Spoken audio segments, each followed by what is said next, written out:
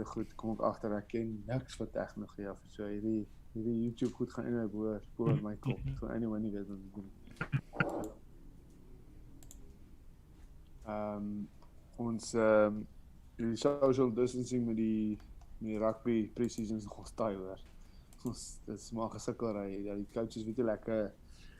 Is dit? Kom ons, ons mag nie duikie, so mekaar duikies, ons duik sakke, en om 'n sak te duik het ek nou 'n ouetjie gekry vir die hele pre-season lank, is ek, wel soos as hy siek raak, dan weet ons net ons twee siek, so ons mag nie, as ek nou 'n balpaas sê nou maar vir jou, en jy sê my groepie en jy van 8 nie, dan mag jy hom nie vang nie, jy moet hom net los, net so saak, gaan net bal, en dan moet ek hom gaan optel, dat ek moet hom afvee die hele tyd, en jy moet die gym sien, die gym is soos, jy moet alles afvee, jy moet hom nie vloer afvee waar jy loop, maar ek het so 'n bietjie vandag gekyk, daar is so baie cross-contamination, of whatever die Engelse woord is, dat is, maar as jy 'n manier is, een ou siek is, gaan almal dit kry, want een ou vat aan die drom se deksel, dan vat die ou en volgende aan het, maak dit skoon nie, weights word, don't sweat,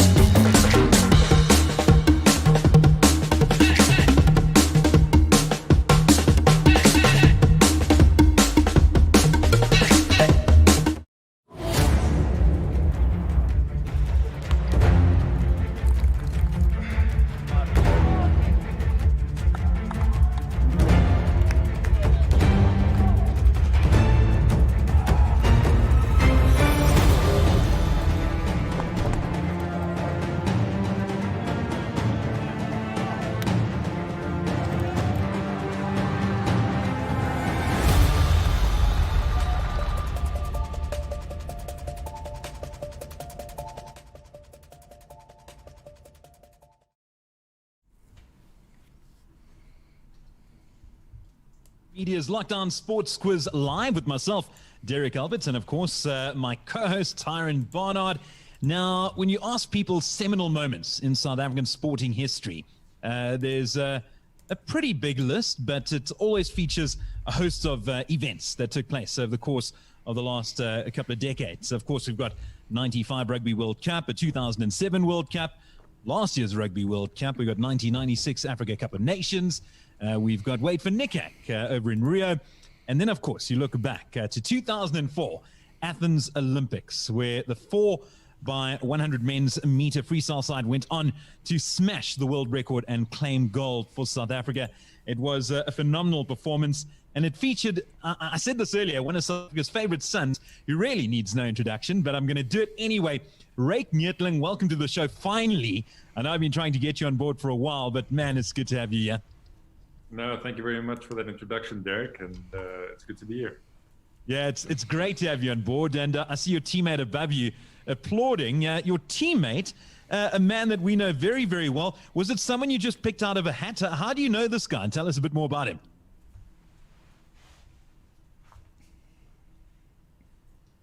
Can you hear us, Rake?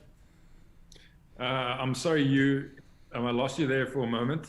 No, tell us a bit more about your teammate. How did he come to be on your side for tonight's edition?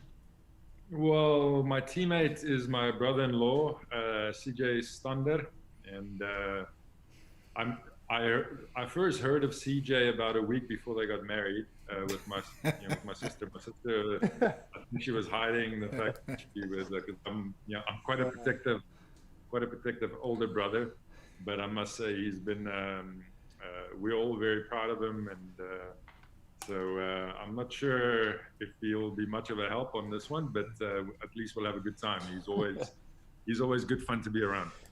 CJ, it's great to have you. Yeah, I've known you for many years, and it didn't take too much convincing from Rake's part. And I've tried for a while, but Rake gave you the call up, and you accepted it. Where you joining us from? Oh no, thanks, Derek. I know. Firstly, I had to work hard to get into Rake's good books, so I'm still busy. When he says there's a quiz, I said within seconds, I'm in.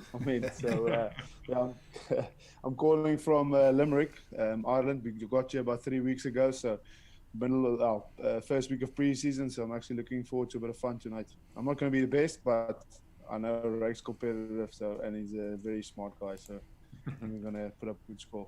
Well, it's great to have you guys on board. Thanks so much for joining. I mentioned him at the top of the show. He certainly needs no introduction. Tyron, geez, how are you doing? Yeah, look, tonight I'm in the presence of greatness. Rake is someone I've always been a big fan of, so I'm a little bit of a fanboy. CJ, obviously, I know in his heart he wants to retire playing for the Cheetahs, so I'm looking forward to that. Wants to line up alongside Rohan Pienaar and Frans Steyn. He was saying it off air, actually, in case Harold Verster is watching. CJ is ready to come home. Maybe not quite, but no, look, I'm looking forward to it tonight, and let's see the challenge that you're up against. We saw last week that Brian Mujati and Louis Mangi took out the top spot that Warren Whiteley and Lace had held. So 2 rugby players at the top. CJ, you obviously want to help Rake get there. Of course, Rake, you are our first swimmer to take past, so not our first Olympian, because we did have Brandon Stone. And so obviously looking to at least come ahead of Brandon in the quest. How it works, the first 4 rounds, each out of 5, giving you a total of 20 before the shootout, round 5. The shootout gives you 1 minute to name up to 10 names of whatever the question is. And if you manage to get 10 out of 10, you'll get a bonus point. So the maximum you can walk away with tonight is 31 points. And without further ado, let's get straight in to round 1, which will be questions from me. So what I've done in a few of my questions here is I've tried to bring a little bit of Irish flair and South African flair across. So CJ, you may have to deliver some of the Irish flair, Rake the South African flair, and the European flair in between. We can throw something else. But question 1. In the English Premier League, who is the all-time top goal scorer from Ireland? Oh, my man. Soccer. Yo. Rake was moeilijk. We're in trouble, yeah. From Ireland, okay. Top. Yo. Now, mate.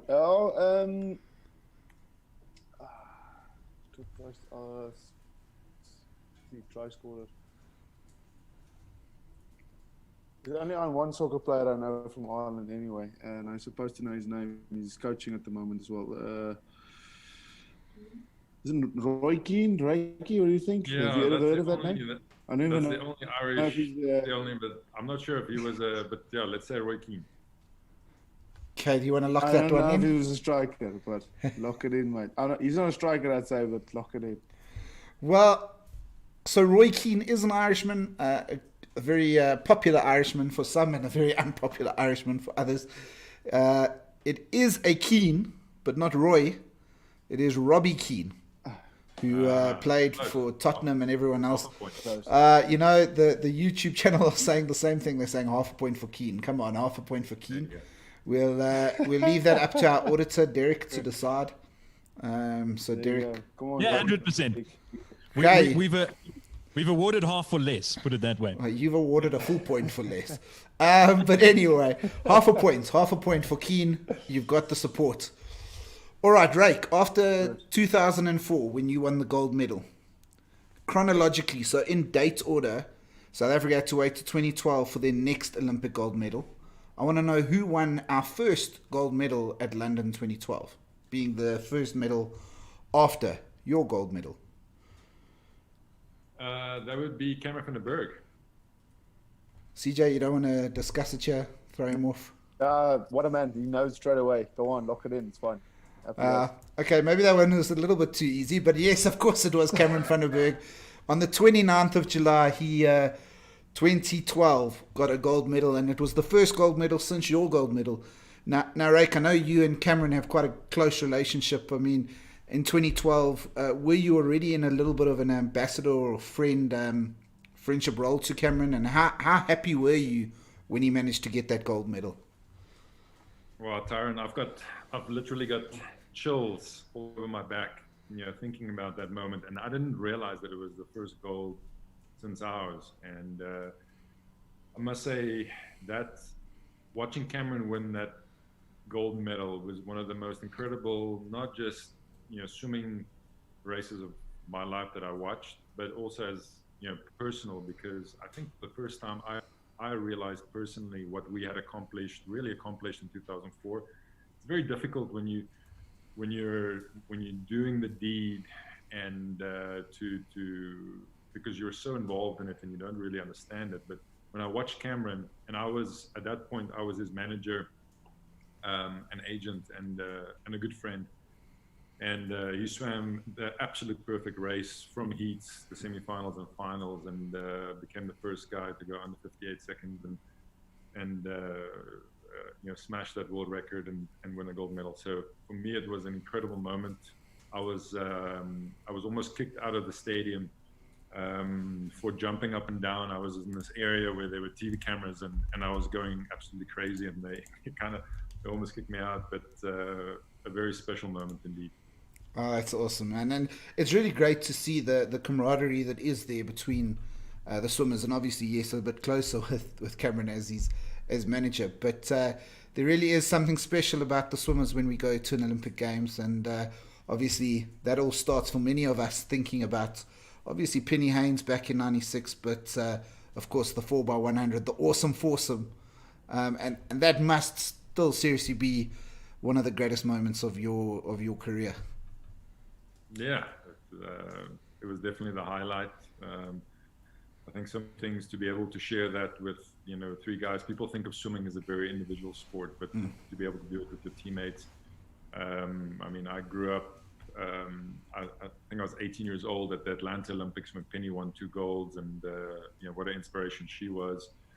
And then in 2012 to see Cameron and Chad, take the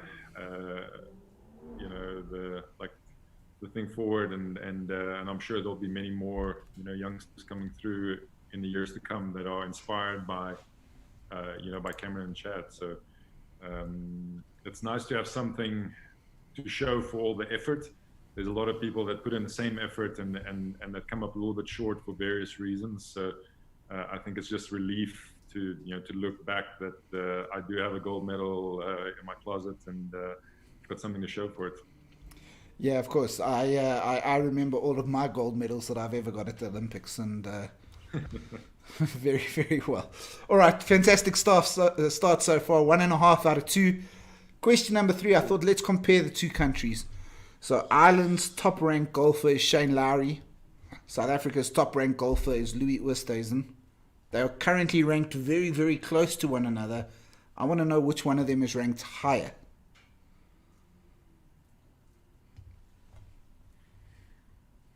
Ek gaan sê Louis. Die ander dag het ek rankings gesien. Ek was nogal impressed met Louis se ek dink ons die 18de of so gewees. So kom ons sê die boertjies is bo. Ja, nee, wat ek wou sê, ek kom van Mosselbaai af, so vir daai area, so ons skiet hom in, verseker. Come on, Louis. Well, so we're going to lock Louis in. So Shane Lowry obviously won a major last year, so many people think that he's right up there. He currently ranked 25th in the world. Louis Oosthuizen is ranked 21st in the world, so yes, that is correct. Well done. There we go. Nice. Nice. Machine. Nice. Yeah, absolutely. Yeah, no, it's look, it's obviously great. Shane Lowry, obviously Ireland has won through Northern Ireland, but never Republic of Ireland. Shane Lowry won that. South Africa has a great golf heritage. Do either of the two of you partake in the gentleman's game of golf? No, Ryk has asked me a good few times to go play with him. The closest I will get to a golf course is a free buggy for sure. But otherwise, I'm just there for the chat, and a few drinks. You were talking off air earlier about golf courses. The only time I know Serengeti, we spoke about that when we drove past them when I went to the airport. So that's it. And Ryk, obviously, Valdevi. Yeah, I think the last time that CJ was on a golf course, my sister and I, we made him a run from my house to the gym, and we had to wait for him. I think I've got a video of him, struggling on the golf path. But I play a little bit of golf. Very fortunate to have a golf course like Pearl Valley, which is a Jack Nicklaus signature course here, and obviously the course is open now too. So I don't have the patience or the it's a crazy game, but it is nice every once in a while to get out and spend some time with your mates. Yeah, fantastic stuff. Derek will share probably more later. The golf bug has bitten him. But so on to question 4, 2.5 out of 3 so far. And here comes probably the stinkiest of questions from round 1. I'd like to know, in Formula 1, what is a Grand Slam?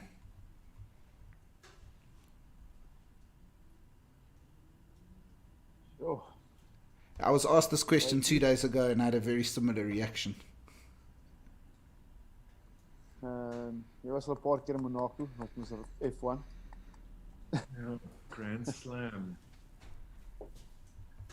Tyron, is that related to the driver or to the teams? It is related to a driver.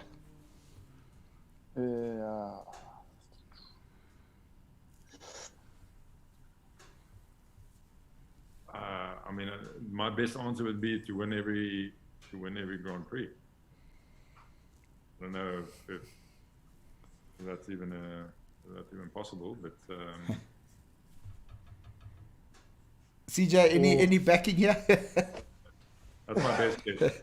Okay, so as if you take it in the Six Nations, a Grand Slam is when you win. Yeah, you win the whole thing. So I'd say I don't know if it's possible. I think the other one is what do you think? All the Grands, but I've never heard it, but maybe it's to qualify first and then to qualify first and then to win the race. I think that's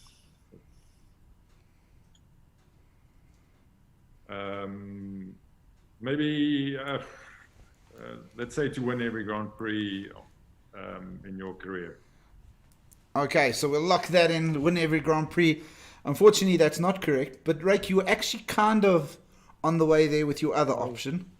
So I only learned this week. Apparently, it's not done very often in Formula 1. But to get a Grand Slam in Formula 1 is you qualify in pole, you lead every single lap of the race, you win the race, and you set the fastest lap. Oh, wow. So apparently the guy who's done it the most is a guy named Jim Clark, who did it 8 times, and Lewis Hamilton has done it 6 times. Wow. Yeah. Now I know. Well, 2.5 out of 4. Last question in round 1. Before I go to the last question, obviously both of you like to keep yourselves a little bit busy away from the field. Now, I did tell you off air that I would talk about this. Away from the sports field, Rake, we have seen that you have put your name onto a specific product, and I'm going to put a picture of that product up now. Can you just tell us a little bit about this product? Yeah, Tyron, it's my wine. So I've been marketing director now for almost 10 years. So and it started with the swim school and also by making my first wine in I think 2009 was the first vintage. And it's something that I'm passionate about. Obviously, you know, drinking wine, I'm passionate about it as well. But we actually bottled the 2018 vintage of the Rake Neethling just yesterday. Oh, awesome. So, yeah. So Nice, there you go. Well, very nice. Rake, what's great is that your brother-in-law has not been left behind, because I have a good friend, Karen Kruger, who moved to Ireland. She's an Irish lady married a South African, and they've moved back there. And when I told them who was coming on, she said, "Oh my word, please tell him we love his voice." Now, before everybody gets completely distracted, CJ, you have brought out your own Boerewors range over in Ireland. How's that going? Yes. Yeah, it's going well. Yeah, so me and Louis Ludik, so we got together and just spoke about, I've been here for 8 years, so for me the biggest thing was going to a butcher or a butchery to get biltong or like a good Boerewors, you know. And I've made a few at home, and I let my friends try, and I actually loved it. So I thought there was a gap there, and we spoke about it, and yeah, we set it off. It's doing very well. We won a competition for in Aldi, so it's almost like I'd say like Checkers or a place like that. We won a competition to sell in their shops for a year for free.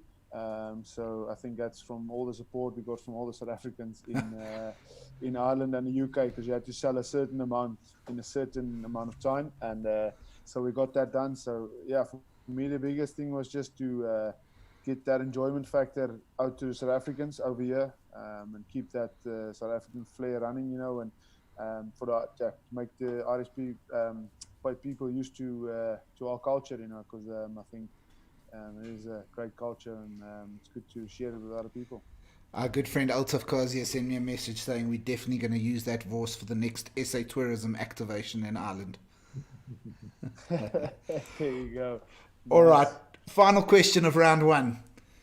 It could be quite an easy one. It could be a difficult one if you don't pay too much attention. But Rake, when you guys won Nice, mate. the Olympic gold medal, you set a world record time. I'd like to know who held the world record before you.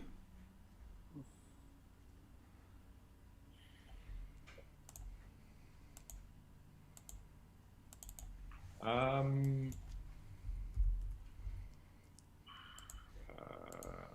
think it was the Americans.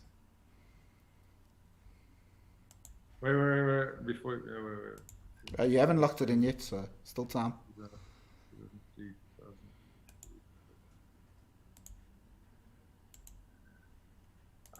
Yeah, I'd say the Americans. You want to lock that in? Yeah. Okay, so we're locking in America.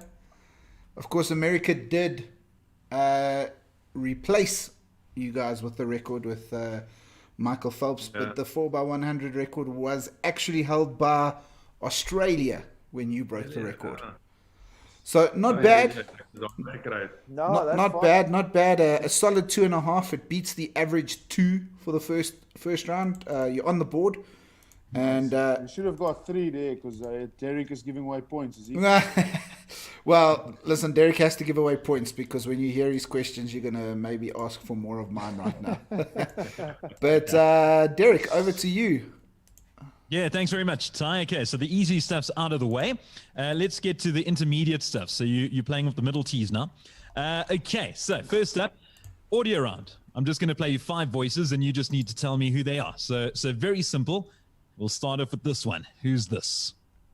You know, I've gone through a period where I loathed swimming and I wanted nothing to do with it. And then I found an enjoyment that I had in swimming when I was very young. Yeah, you're quick there. You don't want to hear again. What's your answer? Legend. That's fine, Ian Thorpe. Ian Nice, Thorpe. thank you. 100% correct. The man, otherwise known as Torpedo, who, came out unbelievably so back in 2000. What was he like, Rake? I mean, obviously we knew his performances in the pool, but outside of the pool, he tended to keep to himself. But did you socialize with him much? No, I didn't socialize, with him too much. I can tell you what, Derek. I swam next to him in the final of the 400-meter freestyle at the Sydney Olympics, which was one of his most famous races that he won. And for 3 minutes and 47 seconds, it felt like I was swimming in a washing machine. Low size, 16 feet, was creating a turbulence that was just, it was 3 minutes and 47 seconds that I just wanted to forget, right away. It was not fun, but incredible athlete. And I must say, I consider myself fortunate to have, raced against guys like Alexander Popov, Michael Phelps, Ian Thorpe. These are absolute legends, and I would race them every few months, So I can, like I said, I consider that a real honor to have raced the best. Yeah, he certainly was one of the best, and a very easy one first up. So let's put the easy ones aside. Let's move over to number 2. I think you'll have a little bit more. You'll be able to participate a bit more on this one, CJ. Who's this guy? Back in the day when I played for Edinburgh, we had these old traditional dark blue jerseys with the sort of Edinburgh crest with a castle there in Edinburgh underneath. And they were always very, very heavy jerseys. And if it rained, but obviously technology has moved on at a pace. But who's that? Sorry, like,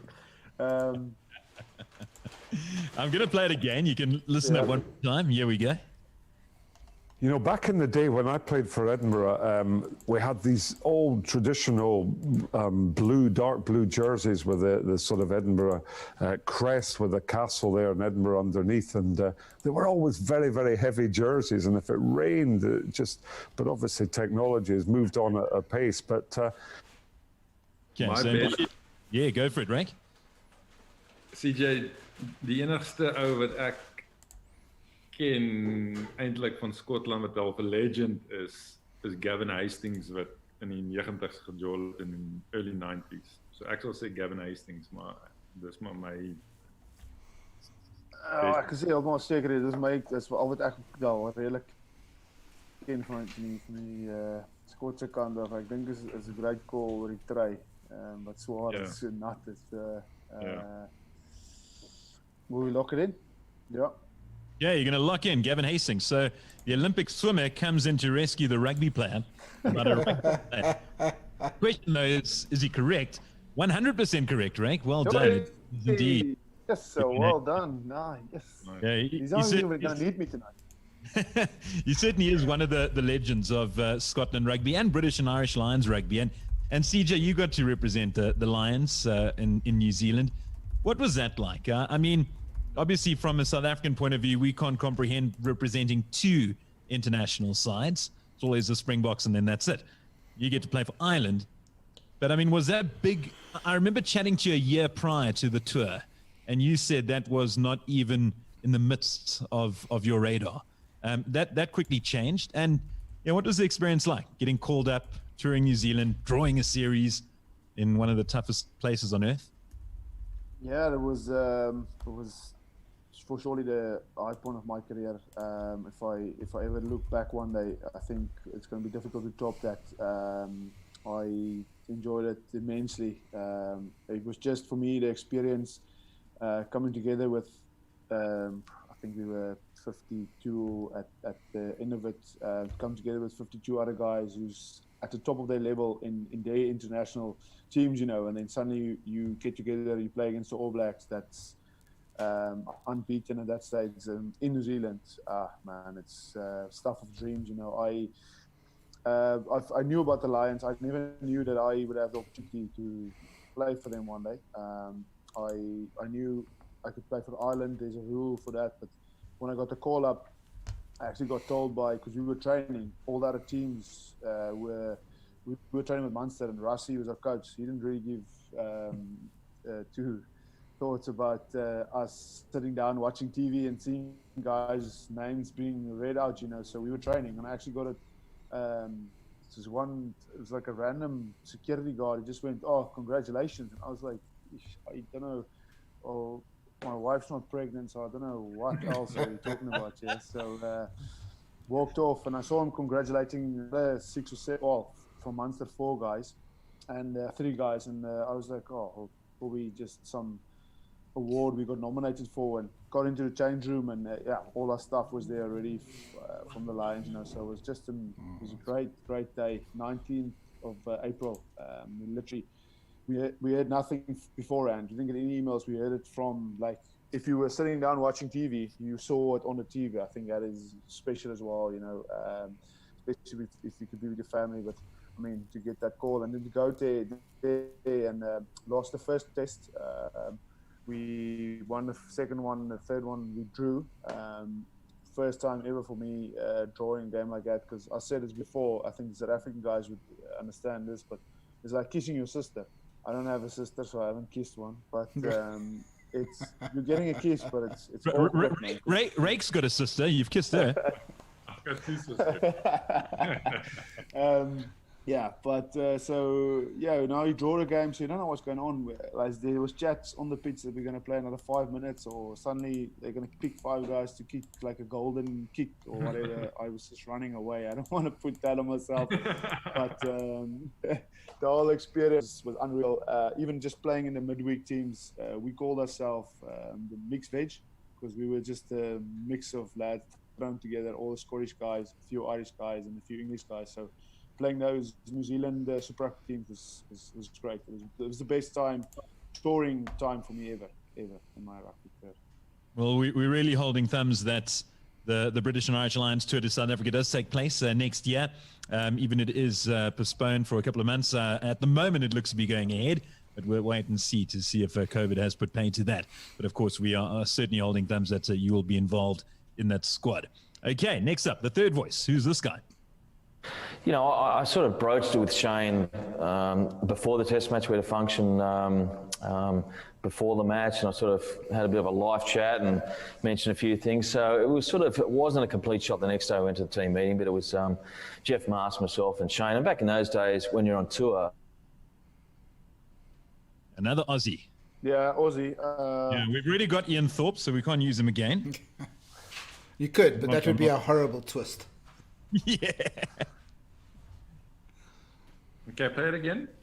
Okay, here we go. I sort of broached it with Shane before the test match. We had a function before the match, and I sort of had a bit of a live chat and mentioned a few things. So it wasn't a complete shot the next day. I went to the team meeting, but it was Jeff Mars, myself, and Shane. And back in those days, when you're on tour, the 2 players and the coach pick the team, the selectors. Who is that person? And who's the Shane that he's talking about? I think that's a fairly easy one. Shane Watson, obviously the opening bat. The only relevant Aussie cricketer, right? With name Shane.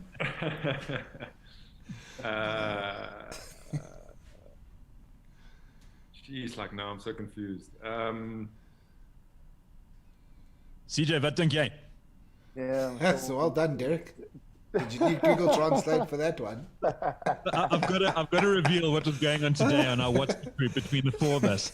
Myself and CJ were having the biggest conversation in Afrikaans, and Ty comes up next thing and he says, "Derek is definitely using Google Translate." And I didn't say anything, but he was 100% right.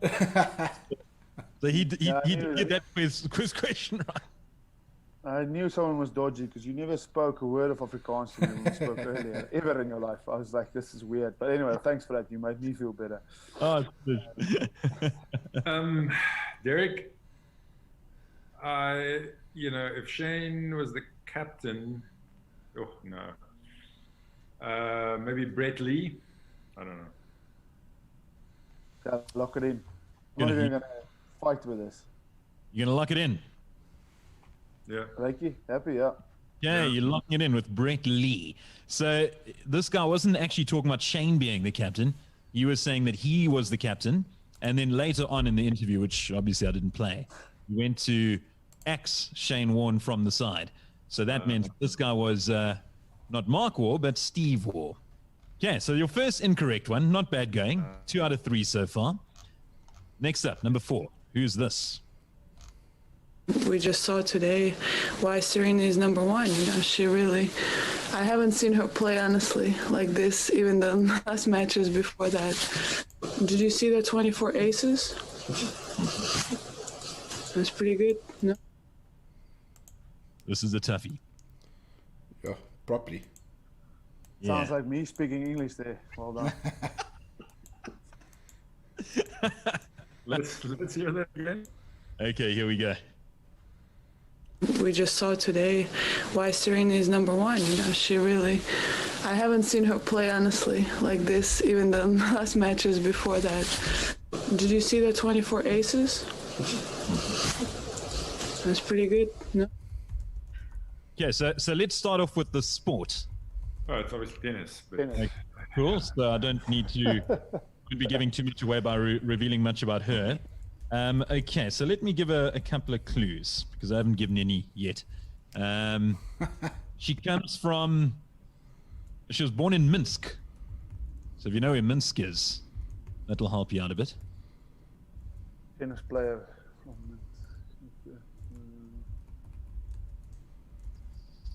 And she has gone on to win. She's won a few, I think. Tell you now. She's a former world number 1 as well, so well-known player. And how many? She's won 2 majors in tennis. And they were both. Sorry. No, I'm talking to CJ. Wat dink jy? Nee. Ek weet nie wat ek ken nie daai ek ken hulle nie. Ek weet nie wat die girl se naam is nie. Ek het meer. Ek geloof julle gaan boere vra. Nou vra julle sport. Al vroue tennisspeler wat ek ken is wel se praat van Serena. So ek weet nie eens of So the country, Minsk is in Belarus. So to put you out of misery there. That's going to help a lot. Thanks, Eric.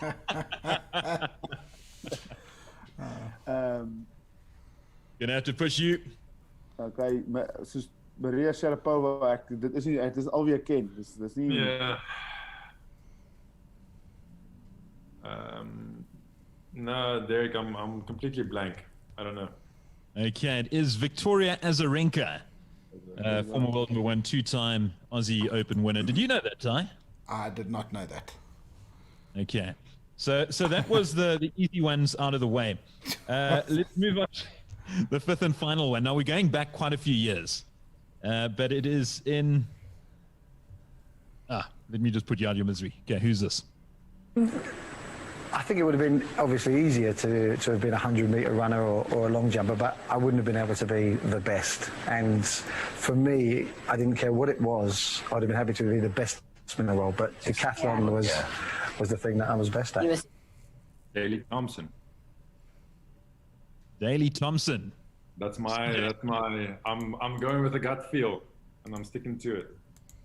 Big thumbs up there for CJ. Geez, Rake didn't mess around. Daley Thompson, indeed a fantastic Olympian from Great Britain.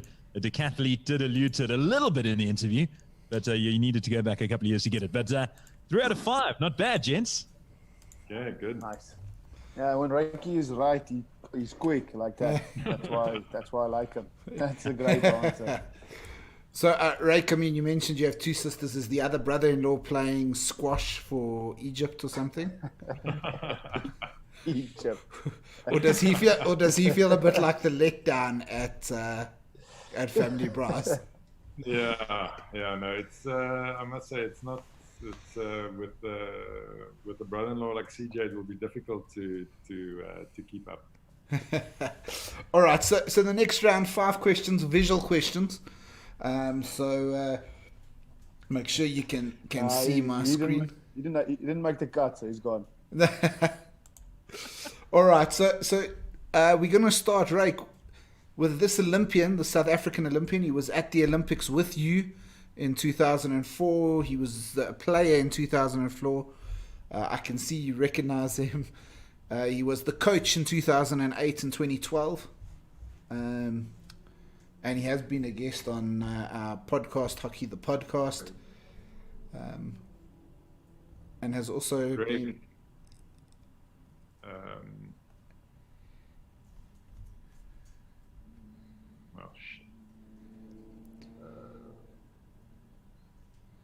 I will tell you are right with the first name. Yeah, Greg.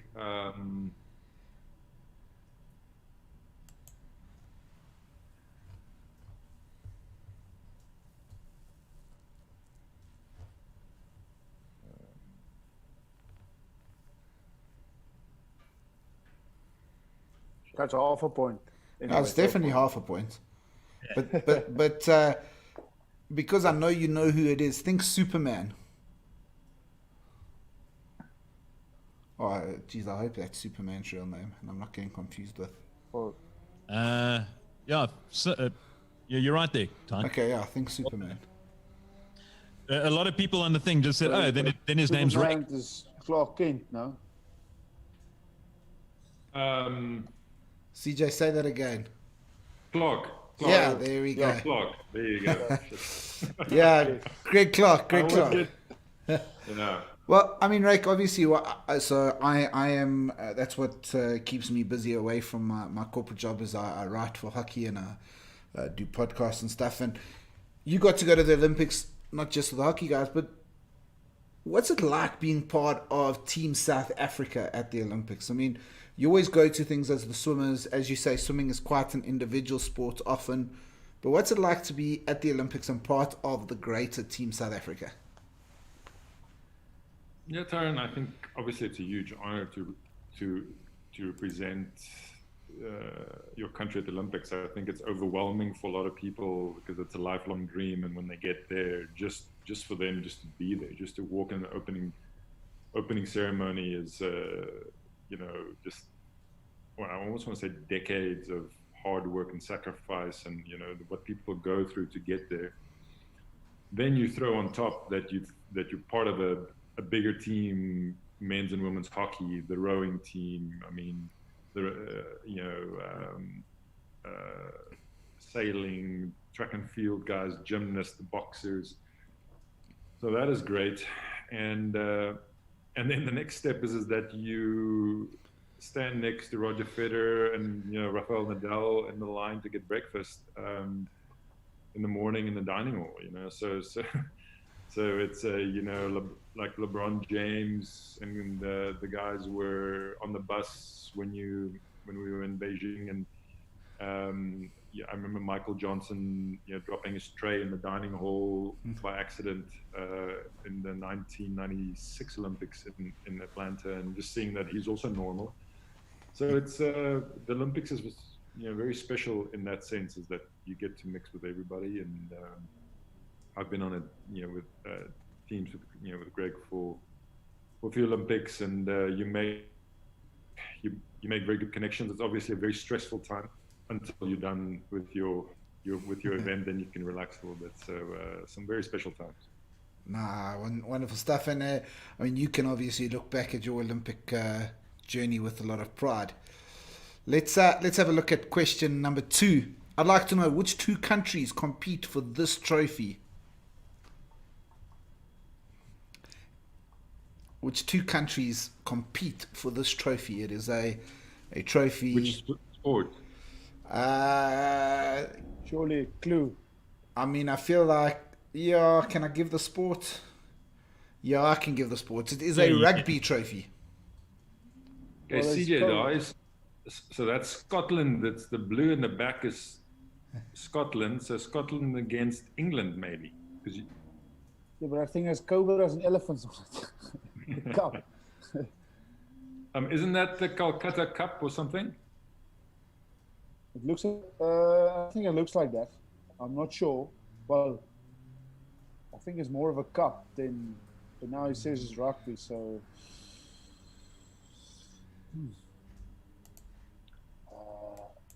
Isn't there a Kolkata Cup? There is. But I think it's. It doesn't. I don't think it looks like that. That is. I don't know why there would be cobras and elephants on the Kolkata Cup. It's more of a cup, the thing. Hierdie is 'n moeilike enetjie hoor. CJ, ek dink Maar ons ek verstaan wat jy sê van die agtergrond. Dit lyk soos Murrayfield daar agter en uit. ja, so dis verseker Skotland en kyk daarso is olifante en daarso is moerse baie slange in Indië wat dit is Kolkata. Maar is feite ja. Kolkata is in Indië, so kom ons sê Kolkata Cup. Ons welkom in, reg. Skiet hom. Okay, let's lock in Kolkata Cup.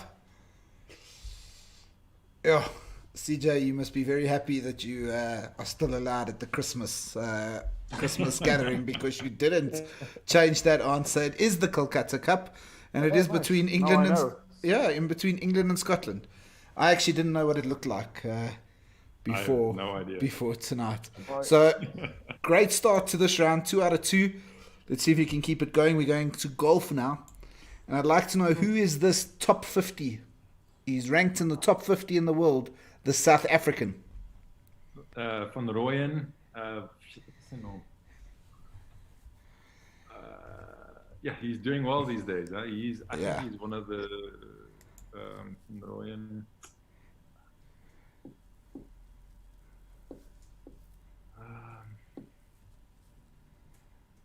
Jy weet dat Rassie weet wie, Ryk weet wie dit is as hy antwoord baie vinnig.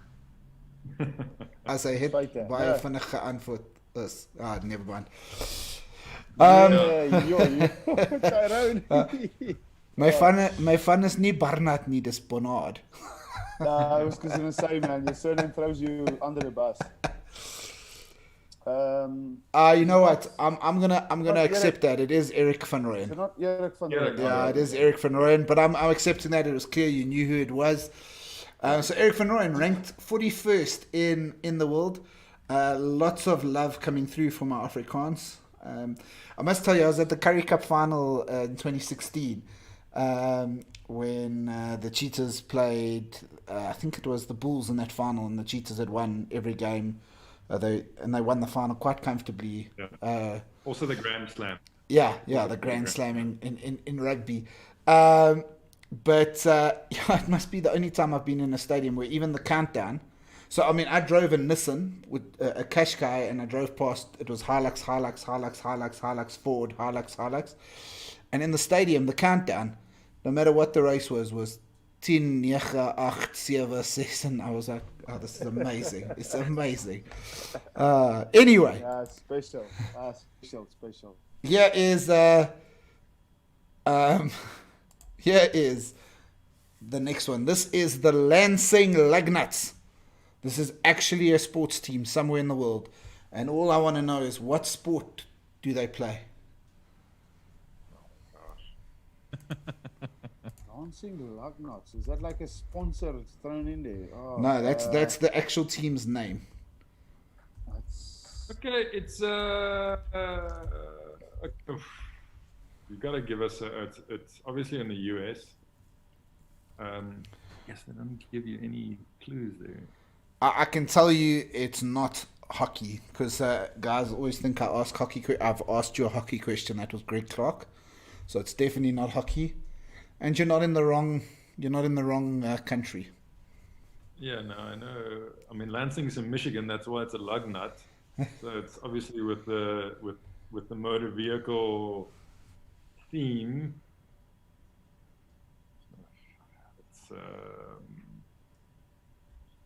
It's is it a ball sport? That's. Yes, it is a ball sport.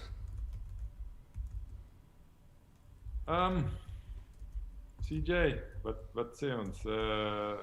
Baseball. Ja, it's of baseball of basketball. Ja. Ek sal sê Dis te groot vir 'n basketball jersey daai naam, so ons gooi baseball. You want to lock it in? Okay, baseball. Baseball. Dis belaglik. Omdat jy so reg is. Yeah, it is baseball. The Lansing Lignets are a minor league baseball team. Absolutely Yes, well fantastic. And belaglik is an amazing Afrikaans word, one of the best I've ever heard. So 4 out of 4 on the visual. Can you take it home? Rake, you are tearing it up tonight. So let's see if CJ thanks. can help you here. This was the 1997 British and Irish Lions jersey. South Africans don't have very fond memories of this tour because of Jeremy Guscott. What I want to know is what is the name of the sponsor that I've blanked out?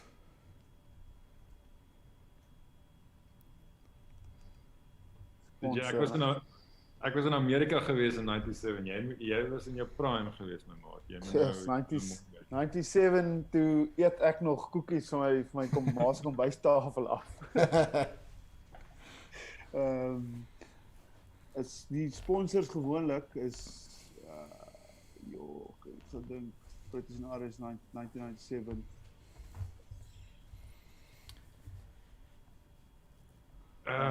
It's like dit is gewoonlik so finansiële Ja, Standard Life Investments, dink ek was wel die laaste paar jaar, maar weet ek nie of hulle vir 20 jaar gesponsor het.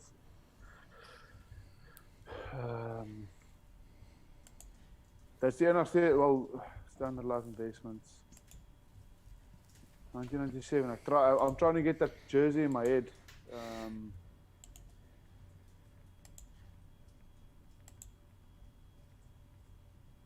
Nee, dis al wat ek weet, Standard Life Investments, like, ek weet nie of jy Okay, nee, ek anders te sê nie. Ek kan nie onthou nie. Ek was in Amerika, ek het nie reg gekyk nie. Alright, so let's lock. I was 7. Let's lock Standard Life Investments in. I was 12 at the time, and I just remember.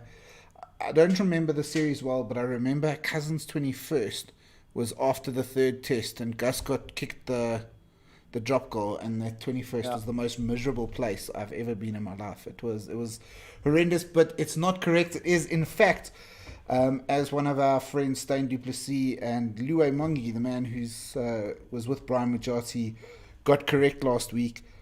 It was Scottish Providence. And of course, subsequent to that, we've seen HSBC.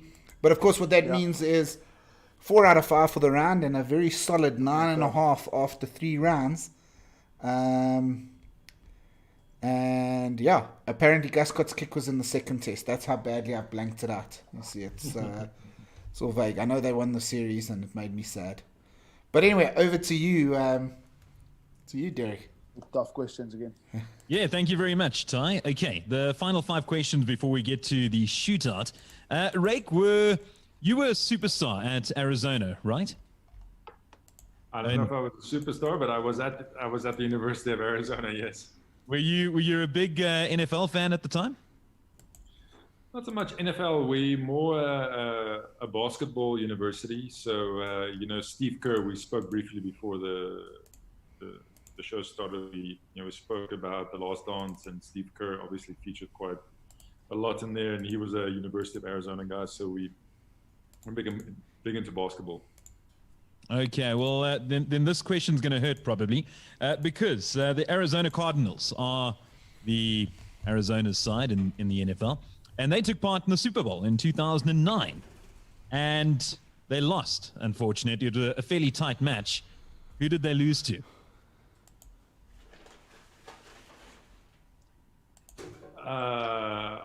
The New England Patriots. And to give you a clue, this is one of 2 sides that have won the most Super Bowls that they lost to. So it's a very prominent team. They've been up there for many years. See, you can jump in whenever you want, by the way. I'd say the Patriots. The Patriots. No, wait. Okay, nie Patriots nie. Not the Patriots. Let's think. 2009. 2009, okay. Super Bowl winners. One of the two most successful teams in Super Bowl history. And yeah, very, very good team. And they were a hell of a lot better than the Cardinals in this particular game. Well, actually, no, it was very closely fought. Cardinals had a good year that year, 9-7. They went in. I'm throwing out now because I know Pittsburgh, maybe. Pittsburgh Steelers. Yeah, Reiki. They were successful, I reckon. CJ, ek sou sê die Steelers. Yeah. With Okay. Ben Roethlisberger. I think he was the quarterback back then. Wow, okay, so you know your stuff in terms of the playing. we go. But in terms of the results, though, no, I haven't given it to you yet. Although I've given it to you. Well done. You got it right. Nice. Okay. 1 out of 1 so far. Okay, next up, we know that COVID has decimated sport throughout the world, and unfortunately, it also applies to golf. And it didn't hamper me today, though, thankfully. Tyron mentioned it. I managed to get out on the course. We played at Serengeti. Thank you very much to them for putting us up. But more importantly, back to the quiz. Ryder Cup, unfortunately, has been delayed by a year. So it was supposed to take place end of this year. Now it will take place in 2021. It will take place in the USA. I want to know what course. Sure. This, I heard this.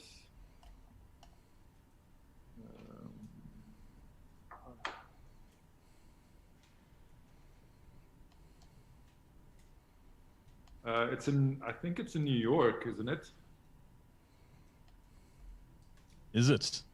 I actually don't know, so I'm going to look it up. Okay. So, while you decide. I think it's in New York, but I can't. Which course? Okay, let's think. Ja, wat CJ, ons van ons tyd mors met hierdie ene. Ons doen nou so goed. I think it's in New York, but that's a no. Derek, what's the answer? Okay, so you're saying you think it's in New York. It's in Wisconsin. Okay. I don't know if that will give you more of a hint.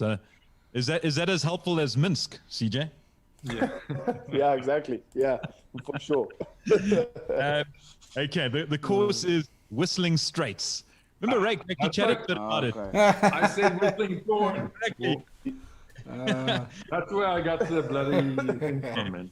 We started off air about the course that I played at today, and he mentioned half of the name. Okay, so 1 out of 2. Surely half a point. No, you had to do it in this segment of the quiz, not prior. Okay. Okay, CJ, you were SA schools captain. Yes. I want to know what year. No, I'm joking. No, just lock it in. Okay, but tell us what year you were. That's new question then. 2010. Is that your answer? Sorry. Oh, no. Sorry. 2008. There we go. I tried to forget that day because I don't know what your question going to be, but it was a tough day. Do you have a question about that game, or do you want to tell me what happened? No, not particularly that game. But yeah, you were SA schools captain in 2008. You went to Oakdale. First SA schools team that lost against the SA Academy team. That's what happened that year. Yeah, no, I do remember. But you had a sterling build-up to. I mean, obviously you did because you were selected as SA schools captain, and you. I remember Craven Week that year. You captained SWD. And then you played in the final. And I mean, SWD not really renowned for being a final team come Craven Week. And you guys had a brilliant fun. Did you beat the Bulls? No, we beat Cheetahs in the final. We played the Bulls the first day. Yeah. I actually went because I ended up going to school in PE, but I started my schooling career in George. And I went to Otaniqua. Nice. You're one of those guys. Okay. Yeah, so that's where my rugby pedigree comes from. All 6 months of my tutelage over at Otaniqua before I made the move to Port Elizabeth.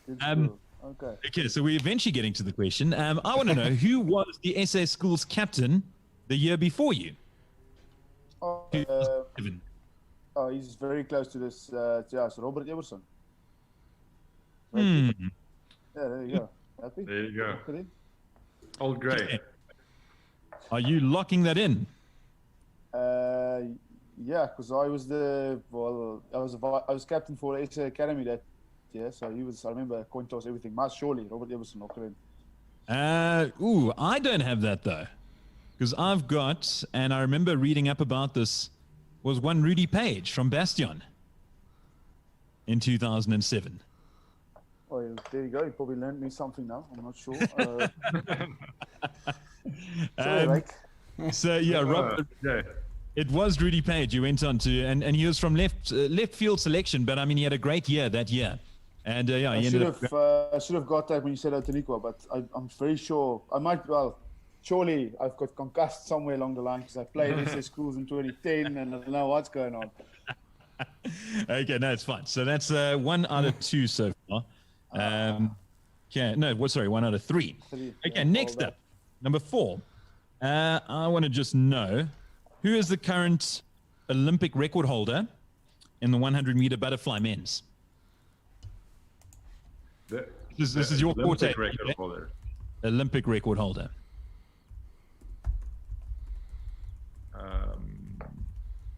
That would be it's the kid from Singapore. Why can't I get his name now? Maybe I can get this. Just say that question again. Okay, so the Olympic 100-meter butterfly Olympic record holder in the men's. He broke it at the 2016 Olympics. I think he even broke it in the semi-final. When they had the tie for second. To give you a clue, part of his surname, we just had a very long discussion about it. This is a rubbish clue, but once I tell you it, you'll understand completely. No, Rake knows who it is. You can see that. Yeah, he can see it. It was that race that the 3 guys finished second. Yeah, Chad. They tied like a 3-way tie for second. Second, yeah.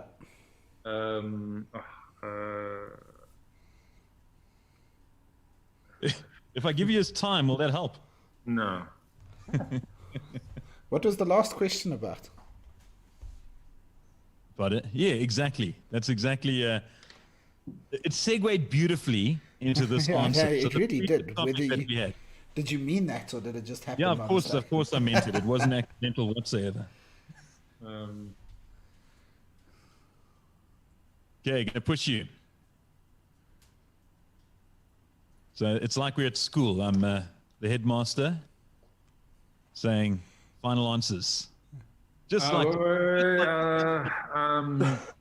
Michael Schooling. Yeah, I did edge you over the line. It was Joseph Schooling, but Joseph yeah, Schooling. Michael we'll Schooling. take the whole thing. Don't worry, we won't worry about Mike. Schooling is correct. Well done, Ray. At least you got it, not the wrong name completely. Okay, we're moving on to the final question. And what happens is we do throw out questions to the audience. And we do have one every week that they feature. And this one came from AB Moeller. So unfortunately for you guys, I'm really sorry that I'm picking his. Because AB is from our Tuesday night quizzes. And he captains Team Silver, who win every single week, almost.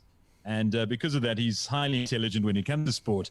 And as such, he's given us a real stinker of a question. You mentioned you love football so much, CJ, so you're going to love this one. Okay, when last did one of the Champions League finalists play the final at their home ground? Sure. Very tough one, and it's within this past decade. And they went on to lose. Who asked the question again? AB, is it? Yeah. It was AB, yeah, good Not, mate of not, yours. not Yeah, AB yeah, de Villiers. No, he owes me a drink or beer at some stage when I'm back in South Africa for this question. Okay, so what do we have to say? Just the year. No. So you need to identify a team, that the last team to play a Champions League final on their home ground? Because remember how it works over there is that the final venue is always decided Can you- way before the time. So can you give us a year? Yeah, what the hell? 2012. Last time a team played at home final. And to give you another clue, it was in Europe. Come on, Derek. Oh, well done, Derek. Well, you're a legend, huh? Yeah. So 2012, two teams 2012. played. One of them was at home, and the home side lost. One of the biggest shocks, actually. Yeah, I would consider it a massive shock, Ty? Yeah, but it also gave some people room to talk that really shouldn't. No. CJ, ek sê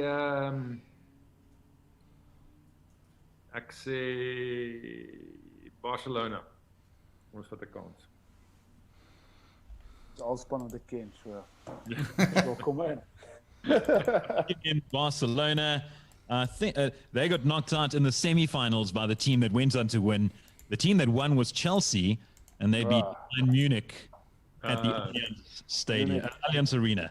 So, yeah, 2 out of 5, not bad, but you're going to need to come out guns Step it blazing. up. Yeah, step it up now. Okay. So it takes you to a solid 11.5 out of 20. Rake has had enough. He's gone. I'm still in the family after this.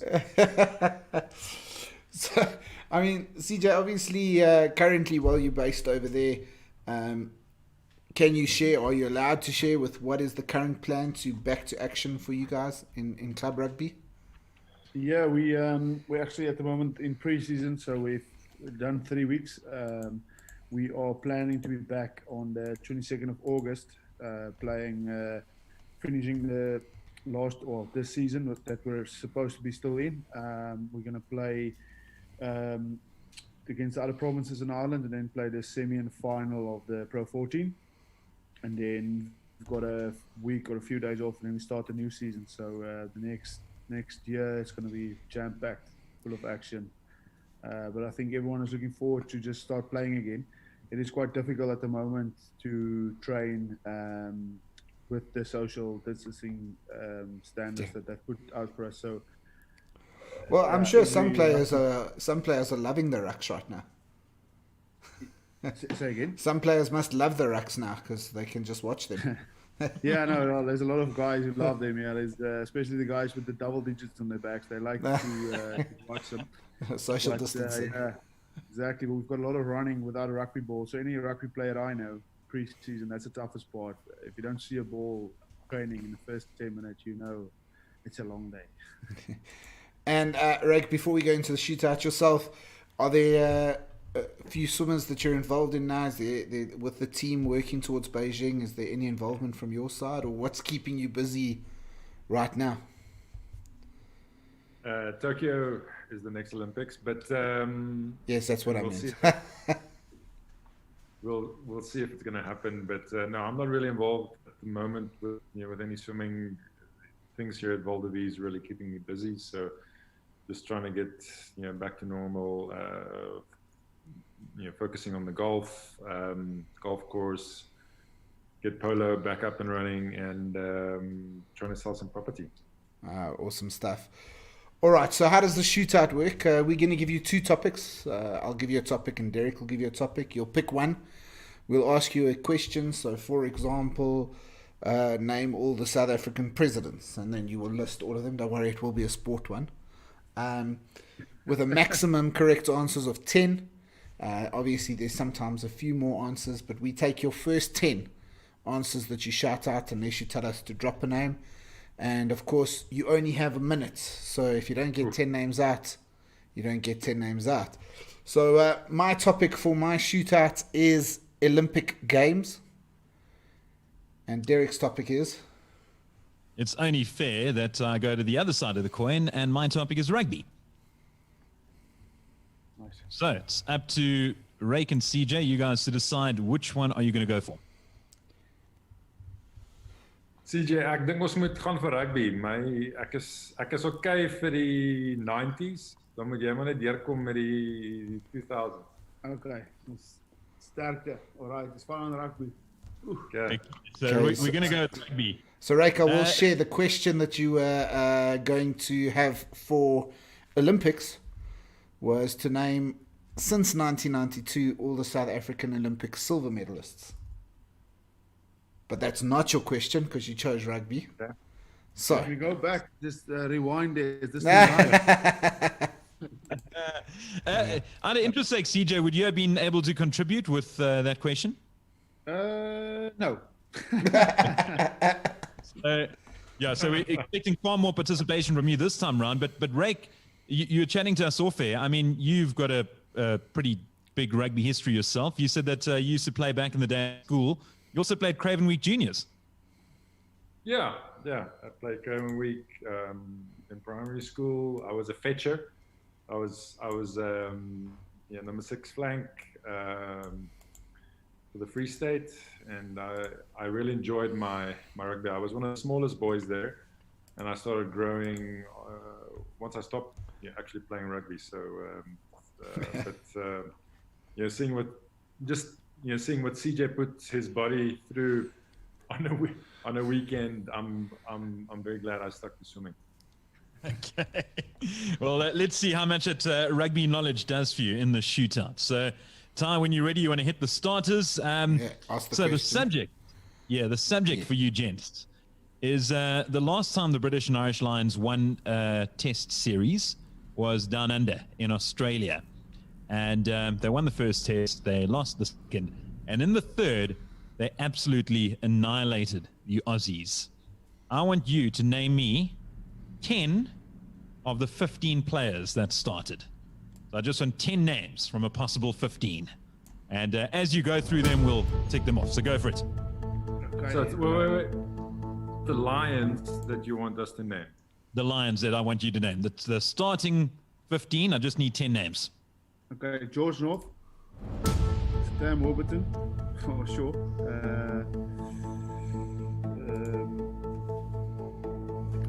Phil O'Connell. Or Paul O'Connell, yeah. Yeah. Paul O'Connell. Yeah. 3 down. 40 seconds. Alwyn Jones. 4 down. I'm just going to the team. Go on. Jamie Easlip. Easlip, cool. 5. 25 seconds. Die center van Ierland, wat is hy? I did. Conor Murray. That's not the name. Brian Russell didn't play. They dropped him for that game. Conor Murray, is that in there? Okay. 6 down. 4 to go. 10 seconds. Shane Williams. Jamie Roberts. Jamie Roberts. 5 cool. seconds. Tommy Bow. Timer. Bo. 1 time up. Ah. Okay, so you had 1 more to go, 1 name. Okay, so let's go through them. Tommy Bow was, I think, the last name mentioned. He did play. He was on the right wing, wearing the number 14 jersey. Jonathan Davies played center.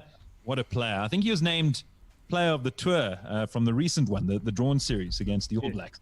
Yeah. George North, you mentioned him right at the bat. That was an incredible series for him. Who can ever forget when he tossed Israel Folau over his shoulder and carried on running. Alan Wynne-Jones, you mentioned, and he was captain of that test. Yeah. Reason being is because Sam Warburton was not there because he got injured. That's 2 points for Alwyn Jones being captain and being named, I think. You mentioned Paul O'Connell. No, he wasn't involved. Jamie Easlip wasn't there. And Conor Murray, you mentioned as well, he wasn't there. So it was majority Wales, actually. You remember the coach made a massive changes to the side going into the third. And Brian O'Driscoll was famously dropped, so he didn't make it either. So it means that you got 4 out of 10, gents. Lovely. So, nice. Sorry, Rachel. 4 out of 10 is, it sounds like my matric report. You see, I always you mentioned matric, and I love this story. I remember when I chatted to you just as you got to Ireland, well, when you were selected for Ireland, and I spoke to you about the singing of the national anthems. and Ireland's got 2 anthems, and we all know Ireland's call. And you said it worked out so well because Oakdale School Song had the same tune. Yeah, so we got a big tradition when the first team's playing that we all get on the podium and we pavilion, I don't know. Yeah, that's what's going on with me. Anyway, we used to sing. So Ireland's call was turned into Oakdale's call, and that was one of the biggest ones we got out there to get some blood pumping, so it worked out quite well. It was just sometimes it still not catches me, but I think about it a lot when I'm singing the anthem that we used to say the 5 proud standards of Oakdale, but it's the 4 proud provinces of Ireland, So sometimes I just get a bit of a laugh when I'm in my head. Have you messed it up before? No, luckily not. I will never get the end of it because I'm normally between 2 guys, Connemara and Keith Hills. They would never ever let me down, live a day down when I mess up that because they are actually looking for me to mess up at some stage. So I'll never live it down. And of course, that's one half of the anthems for Ireland. The other one wasn't as easy. Yeah, there were Soldiers Call. It's Arana Veen. It's a soldier song, and it's quite a difficult one to learn because it's in Gaelic. So Arana Veen it was difficult to learn in the beginning. I used to sit down with my teammates in the room and just try to lock it down. And we got this one guy, Tonica Ryan, who's used to play for Ireland and Munster. He used to not leave me alone till like 2 in the next morning. Still, I had to go through the song without mistakes twice, and I couldn't do that for some reason. I couldn't get the proper words out in Gaelic, and every morning at 2 o'clock I was like, "We need to train tomorrow morning. You need to leave." So it was. But now I've nailed it down. Since then, I've got it nailed down. So it's a difficult one, but it's a great song. And Rick, I've got to ask about anthems. Standing on top of that podium at the Olympics 2004 after smashing it alongside Darian, Lyndon, and Roland. Was it something, is it something that you consciously think about? I mean, obviously you're just speaking about your performance and training for your performance, but does that ever come into the reckoning? What are we going to do when we're on top of the podium? Don't mess up the anthem. Or mind you just need to stand there. You don't need to sing it, or do you? Well, Derek, I can tell you that you dream about that moment and you use it as motivation thousands of times.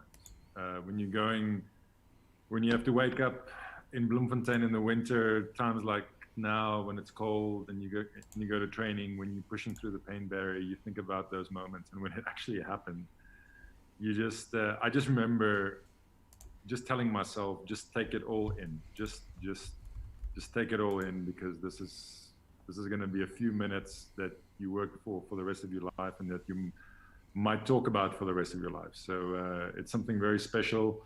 When I touch the wall, you always think about how you're going to react if you win the Olympics, and you don't act like you think you're going to act. We just kind of went crazy, and I'm quite a reserved guy usually, but we were just like yelling and going crazy and punching the air. So looking back on it, it was very special. Sure it was. Ty, over to you. Yeah, gents, a great fought battle. Unfortunately, Derek's shootout, as Derek seemed to do to you all night, proving to be quite challenging. You have managed to stay ahead of the bottom team, coming in with 15.5, but it's been an absolute pleasure having the two of you here. Rake, as a South African who is a proud South African myself, you've given us one of the greatest sporting moments in our country's history, and we are just so grateful for that. It was such a cool moment to be able to watch that in Athens. And you mentioned earlier standing alongside Roger Federer, standing alongside some of the greats there at the Olympics. Well, for many young South Africans who got to go to the Olympics, standing alongside Rake Neethling in the same team, that's what it meant to them, at almost on the same level. So thank you for joining us. CJ, I hope that you win every single test match and club match you play for the rest of your career, except against the Springboks and the Cheetahs. I'm sure you can understand that. But it's been great fun having both of you here, and I look forward when your career ends one day, you come back to Bloem. Let's go get a round of golf down in Bloem, the four of us. Nice. I'm looking forward to that. Thanks for having me, guys. I think even before we do a round of golf and when the careers ended, I mean, of course, we've got the British and Irish Lions coming here in a year's time, apparently. I reckon that we make a plan for the four of us to do this again live, and I'll make it up to you for these really rubbish questions that I gave you tonight, and I'll make them a lot easier. And and we'll treat you to a round of golf, myself and Ty, at Valdevia Estate. I know someone there that can get us in. Yeah, great. Yeah, me as well. So I'm looking forward to that. That'll be nice. And also, big thank you to our loyal followers for watching on YouTube, and also an extremely high amount of female followers tonight. Thank you for all our new watchers. Really impressed. Gents, it's been a pleasure and honor, and yeah, we can't wait to see you again soon. Thanks, sir. Cheers, guys. Yeah, bye-bye. It's the quiz that is taking South Africa by storm. And now you can have a piece of the action. Letting the tension build, and that's enough thinking time. As a Province fan, it sticks out to me. Nice question. The Raider Media Lockdown Sports Quiz has been a massive hit, with hundreds of sports fans and stars having been put to the test by hosts Derek Alberts and Tyron Barnard. And due to public demand, it's going corporate. With the lockdown putting an end to social events for the foreseeable future, You need this to keep the game alive. Ooh, this I should know. get the Raider Media team on board to host your corporate quiz, with staff competing from the comfort of their own homes. And if sport isn't your thing, fear not, as any subject is offered, all tailor-made to suit your company's needs. The